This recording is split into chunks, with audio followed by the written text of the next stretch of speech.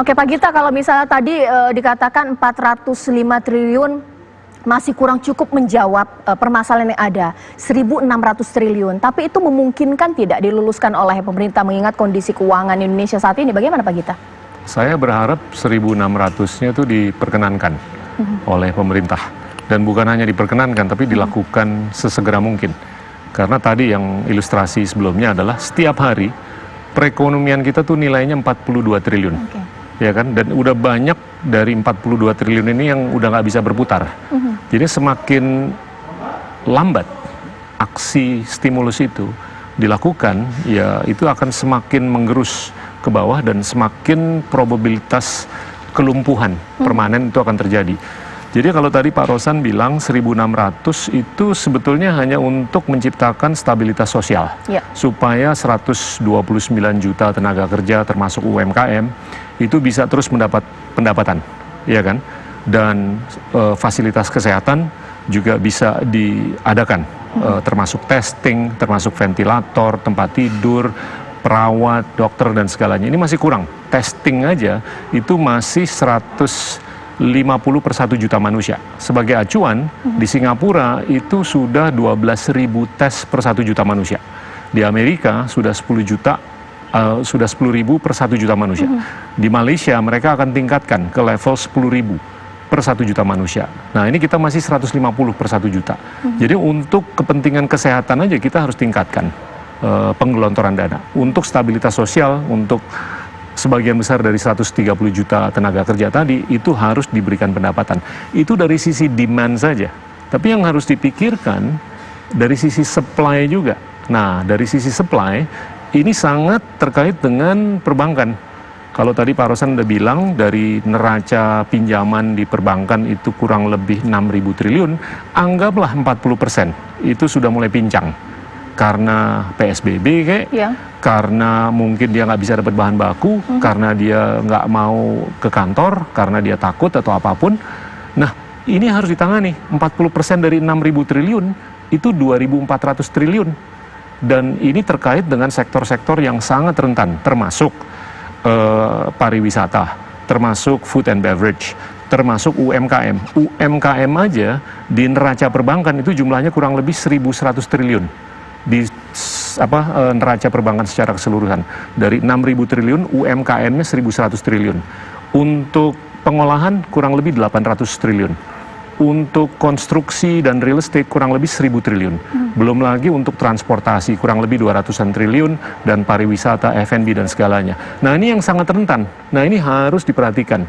Karena kalau mereka nggak diperhatikan untuk kepentingan restrukturisasi dan modal kerja supaya dia bisa hidup terus, nanti celakanya adalah kalau yang 130 juta manusia ini udah bisa ada pendapatan, tapi dia mau beli barang, nggak ada barangnya.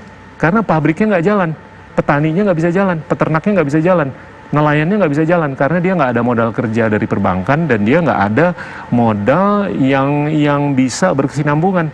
Jadi ini kalau menurut saya penanganan stimulus bukan hanya untuk demand side, tapi untuk supply side. Nah untuk demand side itu kurang lebih 1.600. Untuk tenaga kerja yang jutaan dan juga untuk kesehatan. Tapi untuk supply side-nya, saya lebih melihat yang ke 2.400 triliun dari 6.000 triliun yang ada di neraca perbankan yang harus diperhatikan. Jadi secara totalitas, kalau menurut saya stimulus yang diperlukan itu bisa jauh di atas 1.600 triliun. Bahkan bisa mencapai 4.000 triliun.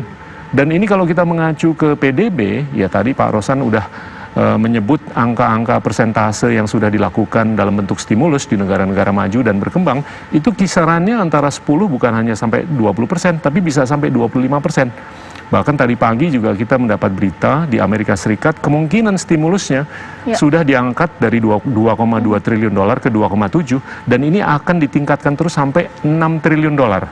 Nah, 6 triliun dolar itu 30% dari PDB-nya Amerika. Jadi kita memang harus ada keterbukaan mengenai kedahsyatan masalah yang sudah terjadi dan apa yang harus dilakukan ke depan. Pak Gita, tapi ini pemerintah, presiden dan juga menteri-menteri terkait dengan Kadin, bahkan juga dengan pihak-pihak yang sudah duduk bersama tidak Pak untuk menemukan titik solusi dari permasalahan itu? Mungkin menambah ya, menaikkan lagi dari 405 ke 1.600 atau mungkin ke lebih lagi dari, bagaimana Pak? Saya berharap dan saya tahu mereka sudah duduk bersama sering sekali dan Pak Rosan juga terlibat. Saya hanya berharap agar dipikirkan bukan hanya mengenai skala tapi juga kecepatan untuk dilakukannya stimulus-stimulus ini. Dan kalau menurut saya angka 405 triliun itu sangat kurang dibanding apa yang nyata di sektor real. Bukan hanya dari sisi demand tapi dari sisi supply juga yang harus dipikirkan ke depan. Oke, kalau misal ada kucuran dana, tapi kan kita juga berbicara mengenai suku bunga yang paling realistis ini seperti apa, Pak Rosan? Ya, kita melihatnya memang kalau kita mencari dana, pertanyaan gini, nyari duitnya kemana? Kalau kita cari ke market keluar very tight, ya kita apresiasi kemarin pemerintah masih bisa meraise 4,3 billion US dollar di luar. Tapi nextnya menurut saya very unlikely, berat. Di dalam juga tidak mungkin. Jadi salah satu yang paling ideal adalah ya Bank Indonesia dalam hal ini kita bilangnya quantitative easing atau bahasa gampangnya mesti cetak duit, gitu. Mesti cetak duit yang dimana pemerintah bisa menerbitkan surat utang negara atau bond atau recovery bond diserap oleh Bank Indonesia, perpunya sudah dikeluarkan sehingga BI bisa membeli langsung di primary market dan harapan kami sesuai usulan kami ya suku bunganya 1% saja gitu, 1%, kemudian mungkin ke perbankannya menjadi 2%. Kita dunia usaha dihimbau jangan ambil untung besar-besar, malah seminimum mungkin. Ya harapan kita Bank Indonesia juga jangan ambil untung besar-besar lah ke keadaan seperti kayak gini. Kondisinya gawat darurat, iya, Pak Rosan. Masa dibawakan ke rakyat atau ke dunia usaha nggak fair juga. Nah, bagaimana Pak Gita ditambahkan? Cukup realistis nggak tidak dengan 1% saja, gue? Bagaimana Pak Gita? Saya sepakat secara konsep bahwasanya suku bunga itu tidak boleh tinggi.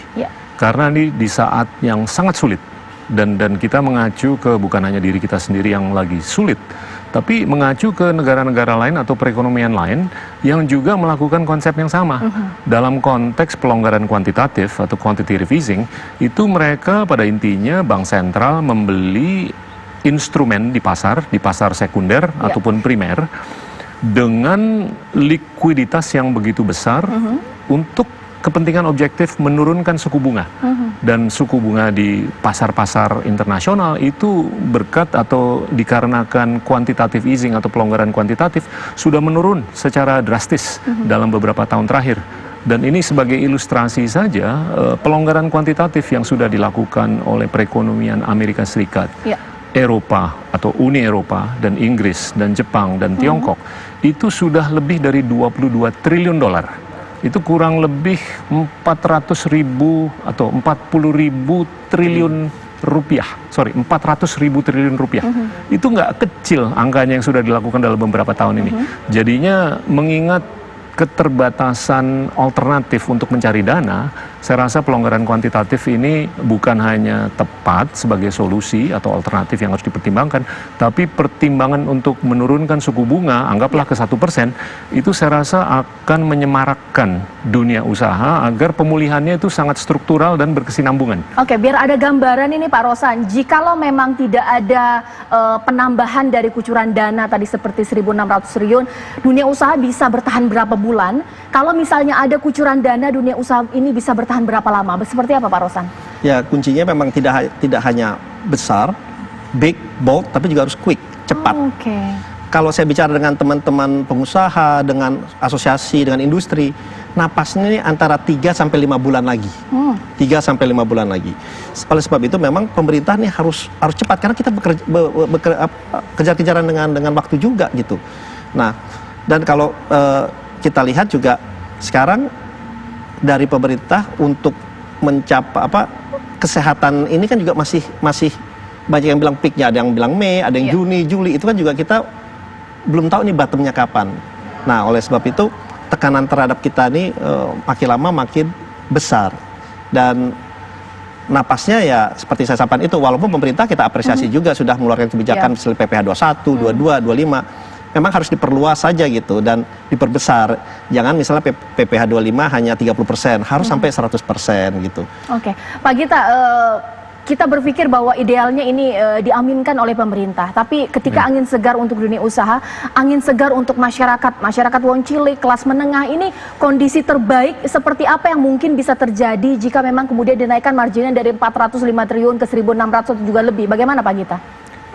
Saya melihat itu sangat luar biasa untuk rakyat dan masyarakat luas. Jangan lupa, 97% dari 130 juta manusia yang bekerja di Indonesia itu UMKM. Dan jangan lupa bahwasanya bedanya sekarang dengan tahun 98. Tahun 98 itu yang menyelamatkan perekonomian kita adalah UMKM. Sekarang yang lebih kena justru UMKM. Dikarenakan pedagang untuk kain di pinggir jalan, dia nggak bisa jualan karena PSBB. Pedagang atau tukang cukur dia nggak bisa nyukur selama 2 bulan terakhir karena PSBB, atau dia juga takut mungkin ke rumah orang atau ke mana untuk nyukur dan segalanya. Ini udah lebih dari 100 juta manusia yang sudah tidak berdaya seperti sebelum-sebelumnya. Jadinya kalau menurut saya, untuk supaya mereka itu bisa pulih, mereka harus dapat pendapatan yang mereka dapat sebelumnya, tapi tidak berdaya dan tidak bisa diberdayakan, mereka nggak ada pendapatan lagi. Dan itu kalau menurut saya penting. Jadi stabilitas sosial itu untuk ratusan juta manusia itu memerlukan kurang lebih 100 triliun per bulan. Betul. Jadi kalau untuk 6 bulan aja udah 600 triliun. Belum lagi untuk fasilitas kesehatan. Itu kalau menurut saya yang pertama yang harus dipikirkan. Nah, ini kelas pekerja ini juga menjadi efek domino. Ini pertanyaan dari masyarakat. Saya bisa dapat THR tidak kemudian di tahun ini? Mengingat kondisinya ini gawat darurat. Kalau memang kemudian ini diluluskan oleh pemerintah, bisa tidak kemudian PHK tidak terjadi, THR bisa didapatkan di tahun ini? Bagaimana Pak Gita? Oh, saya yakin kalau stimulus ini digulirkan. Jadinya semangatnya adalah masif dan cepat. Kalau stimulus ini diumumkan dengan angka yang besar, itu kalau menurut saya akan menyejukkan batinnya rakyat. Karena mereka tahu bahwa pemerintah step in, mengambil langkah secara masif dan cepat, dan menyiapkan dana yang masif, yang besar. Dan itu kalau menurut saya akan sangat membantu psikologi rakyat dan masyarakat luas. 1. 2, dibuktikan dengan langkah-langkah yang diambil cepat. Dan kalau itu dilakukan, ya nggak ada alasan untuk THR nggak diterima oleh masyarakat luas. Dan itu kalau menurut saya penting. Tapi itu hanya di sisi demand saja, dari sisi daya beli. Jangan lupa di sisi supply. Supply ini terkait dengan para petani, peternak, nelayan, pekerja di pabrik, dan siapapun yang bisa membuahkan pasok barang dan jasa yang akan dikonsumsi oleh masyarakat luas yang sudah diberikan bantuan.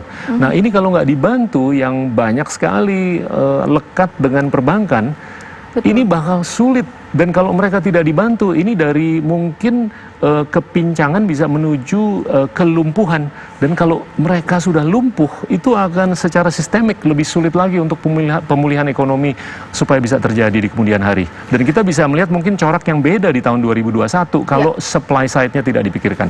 Definisi cepat ini kapan sih Pak sebenarnya paling cepat stimulus ini bisa diberikan, tuh jangka waktu apa? Sebulan, seminggu, 2 minggu, bagaimana Pak? Ya, kalau menurut kami sih secepatnya. Seperti yang kita ketahui, THR juga kan tetap harus kita keluarkan, secara undang-undang harus kita keluarkan. Kan kita bisa structure such way, misalnya yang penerima bantuan dari dunia usaha ini diwajibkan maksimum merumahkan hanya 10%. Kan bisa di structure seperti itu. Jadi insentif-insentif ini pastinya akan berdampak sangat besar apabila ini diberikan dengan cepat, dengan jumlah yang besar pula, sehingga rumahkan atau PHK yang kita tidak inginkan ini bisa tertanggulangi dengan cepat juga. Oke, jadi kucuran dana ini bukan egosentrisme dari dunia usaha, tapi cara dunia usaha untuk menyelamatkan perekonomian Indonesia juga, begitu Pak Rosan? Iya, kita sih mikirnya bukan diri kita, ini kita udah memikirkan secara keseluruhan, secara global. Ini yang kita pikirkan adalah bagaimana ini kepentingan nasional, keselamatan negara. Betul. Ini yang kita dahulukan. Dan ini semua pemangku kepentingan harus bersama-sama, lepaskan ego sektoral. Kalau tidak, ya tekanan terhadap kita ini makin lama dan kita akan sulit kembali bangkit dan dampaknya akan makin panjang. Baik, ini menjadi angin segar juga untuk masyarakat. Masih ada harapan jika kemudian pemerintah ini mendengar apa isi hati dari dunia usaha, bahkan juga solusi-solusi. Bagaimana Pak Gita? Kalau saya boleh tambahkan, justru yang harus diprioritaskan adalah UMKM. Betul. UMKM ini porsi dari ketenaga kerjaan ini 97%. Itu lebih dari 120 juta manusia. Itu yang kita kedepankan sekarang. Itu dari sisi ketenaga kerjaan, tapi dari sisi supply, kita lihat dari neraca perbankan sebesar 6.000 triliun, porsi terbesar adalah UMKM sebesar 1.100 triliun. Itu yang harus dipikirkan pertama kali. Karena kalau tidak, kita nggak akan melihat kesinambungan perekonomian kita, karena yang paling resilient selama ini adalah UMKM. Betul, memberikan bantuan kepada masyarakat penting, tapi memulihkan dunia usaha juga sangat penting. Terima kasih Pak Rosan, terima kasih Pak Gita, dan sesaat lagi pemirsa saya akan hadirkan sejumlah informasi lainnya di Apa Kabar Indonesia Malam usai jeda berikut. Terima kasih Pak.